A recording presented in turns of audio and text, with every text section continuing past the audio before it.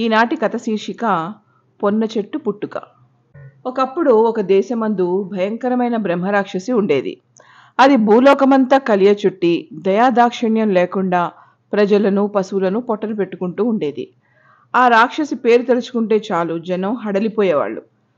ఆ భయం చేత వాళ్ళు ఊరిలో మసలటమే మానుకుని తలుపులు బిగించి ఇళ్లల్లోనే కూర్చునేవాళ్ళు. అలా వాళ్ళు ఎంతకాలమని ఉండిపోగలరు? మనుషులు సంచరించకపోతే పనులు ఎలా సాగుతాయి? ప్రపంచం ఎలా నడుస్తుంది? నిజానికి ఇప్పుడు బ్రహ్మరాక్షసి భయం వల్ల రైతులు పొలం దున్నటం లేదు, తోటమాలి మొక్కలు తడపడం లేదు. అందుచేత ఎక్కడి పనులు అక్కడే నిలిచిపోయాయి. ఈ విధంగా భూలోకంలో ప్రజలు నానా బాధలు పడటం చూసి సూర్య మహారాజుకి జాలి వేసింది. 7 గుర్రాల రథం పైన ఆయన రోజు వచ్చేటప్పుడు వెళ్ళేటప్పుడు ప్రజల కష్టాలు కళ్ళారా చూసి అయ్యో పాపం అనుకుంటూ ఉండేవాడు. ప్రజల బాధలు ఎలాగైనా